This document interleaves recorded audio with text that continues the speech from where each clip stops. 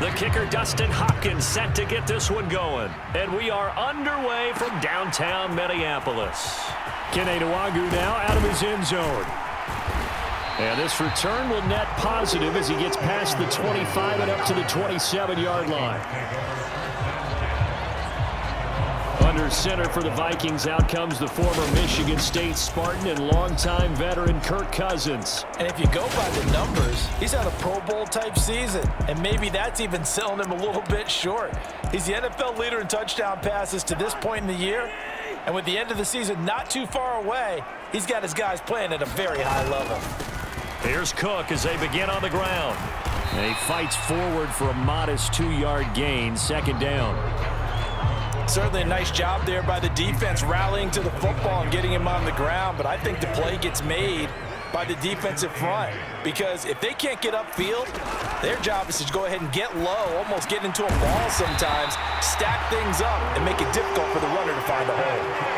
Cousins in step with Jefferson that time. First down Vikings. The Vikings at 10-3 on the year, and they have certainly got it rolling as of late. Winners of 6 in a row.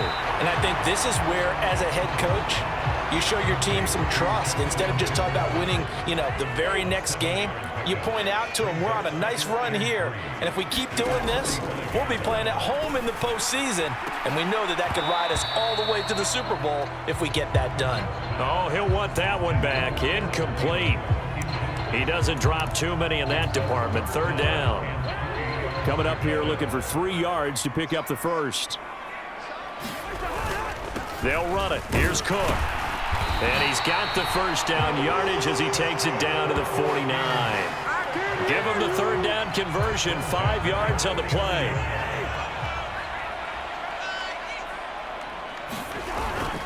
They run again on first down. Cook. And he'll manage to pick up about 4. It's second down. And hold on here because on that last run, it looks like we have a player who was shaken up.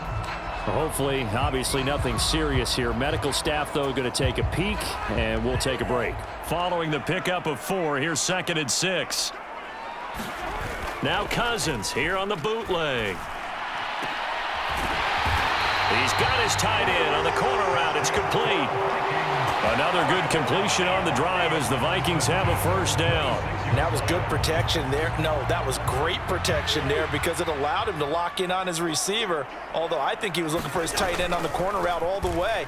Nice. Now the hit comes, and Cousins lost the football.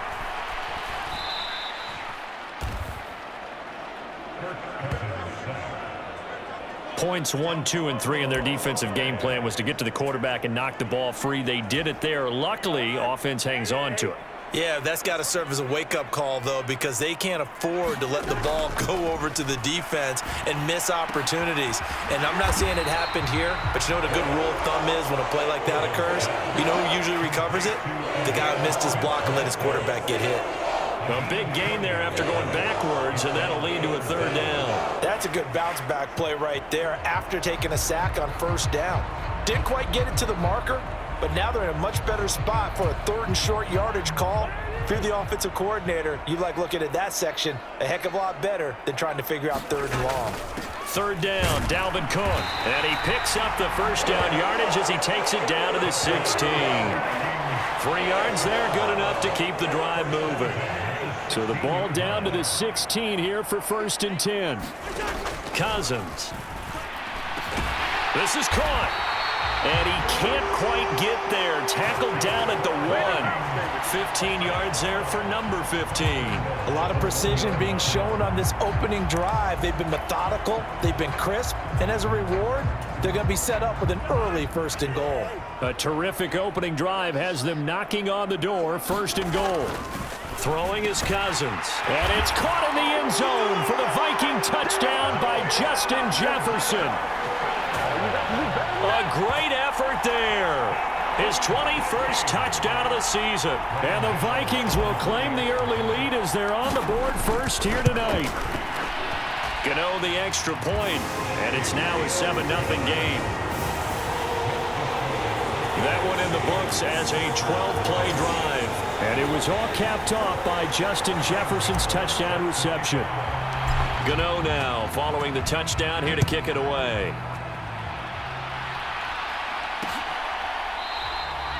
And from back there, a wise move. He'll just sit on this one, and it'll come out to the 25. Here are the Chargers ready to go on offense, led by their first-round pick in 2020. The man out of Oregon, Justin Herbert. You're talking about the pause that refreshes. I think it's come at a perfect time of the year for them, hasn't it? You know, it's the season is starting to wind down, got a little bit of a break. But how about the guy calling the signals? He's got to be excited about that because now he didn't just get a game plan for 1 week. He's able to work on it for 2 weeks. I can't wait to see if they have anything special in store for him today. Give him 10 yards there, and about by the nose of the football, he's going to have a first down.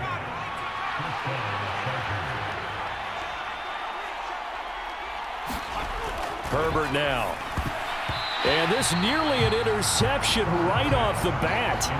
An early crisis averted as that winds up incomplete. Here's 2nd and 10 now from the 35. Herbert will give this one to Eckler. He'll get only 3 there, so it leaves him with a 3rd and 7 ahead. Good job there keeping him to a short gain. Of course, he's coming off a really terrific performance, reigning NFC Defensive Player of the Week. And I know people get caught up in, well, if you're the reigning Defensive Player of the Week, you must have made a bunch of spectacular plays. Like you mixed in a few of those, but most of the plays are just like we saw there. Keep them to short gains, make the fundamental tackle. Couple of first downs to kick off the drive. Here's 1st and 10 up at the 46. Now Herbert with it, looking to pass. And this is caught. First catch for Keenan Allen. And he's able to take it across midfield before going out of bounds. So give him 5 yards there on the pitch and catch. And that's going to bring up 2nd down. This defense for the Vikings, they were terrific a week ago in that win over Detroit. No matter what coverage was called, they were right in the hip pockets of the receivers all game long. Step for step, running their routes with them. Turned out they were right there every time the ball was in the air, and they came away with 5 interceptions in that one. And he's going to get this one down to the edge of the red zone. That one covers 29 yards. First down.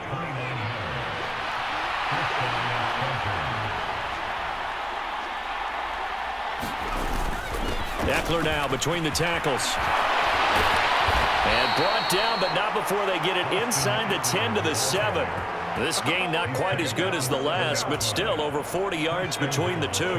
1st and goal, and a chance to get that initial touchdown right back. Once more, here's Eckler. And he will maneuver his way down to about the 7. Only a yard that time, 2nd and goal. The yards may start getting a little tougher to come by down here near the goal line. That's good work defensively there on 1st down, holding them to a short gain.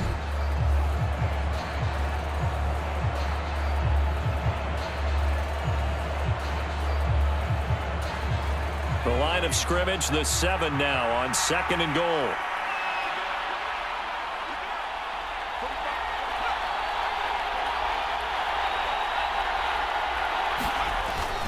Up the middle with Eckler. And he takes it in for a Charger touchdown. Austin Eckler hitting double digits with his 10th rushing touchdown on the year. And the Chargers respond to that opening drive touchdown with one of their own. Extra point good by Hopkins. And we are tied at 7. So that drive consumes 9 plays all told. Each team's had it. Each team has scored. 7-7 here as the kick's away. Nwangu now from his end zone. And it's a pretty good return here as he'll get this up to the 29.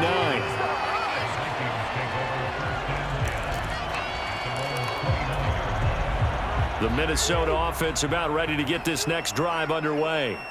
A long drive last time out for this offense, Charles. If you remember, they started basically in the shadows of their own end zone, marched it down the field, and a lot of that was through the passing game. And partner, as a former defensive back, I'm having almost a physical reaction watching what's happening right now. But let's give credit where it's due because they've done an excellent job moving the ball through the air. Secondary getting picked apart pass by pass. Obviously, they need to make some adjustments there on the back end. Yeah, because offensively, we know that they're not going to be shy about throwing that football.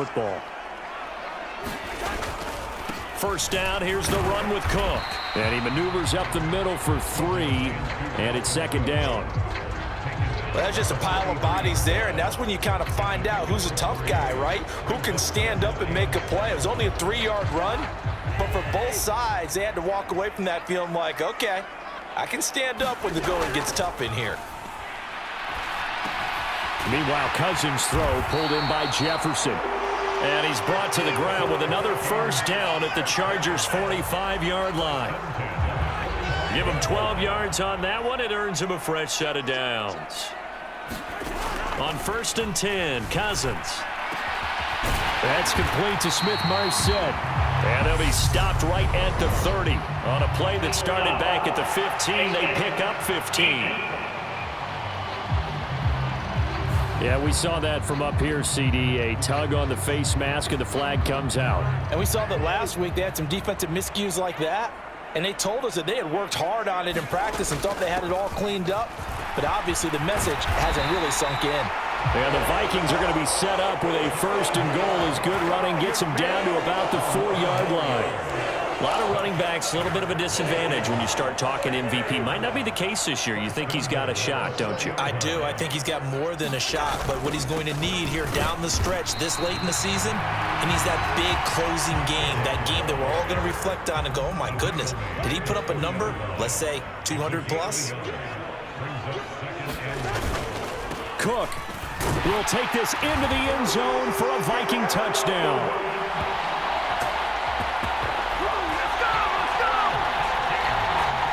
And they would not be denied on the ground, powering it in just one play after they got stopped short. And how about how many tight ends are on the field? Because in today's NFL, we think of a tight end more as a pass catcher. But this group, they tell them you've got to be able to run block to stay on this team. And they committed to it and got it done right there. Gano now following the touchdown here to kick it away.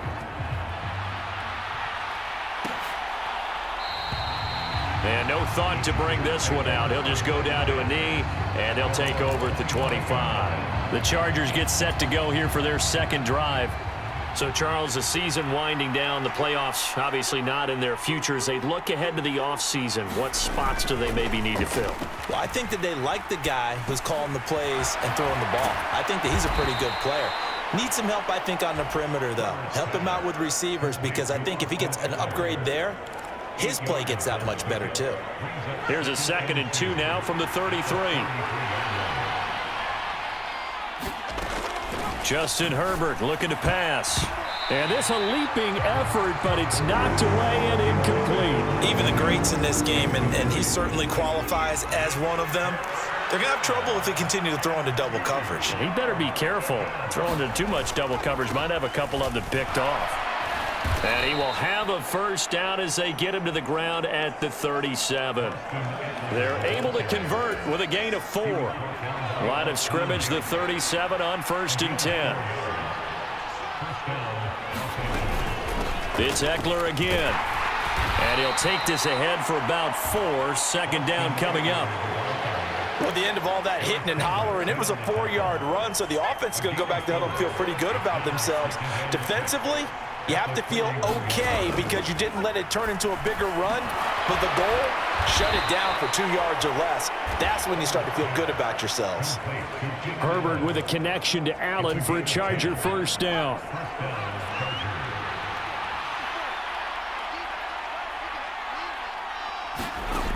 Back to throw. He dumps it to Eckler underneath, and they're going to get this to about the 44-yard line. All defenses worry that whenever anyone catches the ball and has a head of steam come out of the backfield, it can turn into a big play with missed tackles or he runs through people. But they were right there waiting, and they stopped him for a minimal gain. And he'll get it down on the play to the 37. 7 yards there and a first down.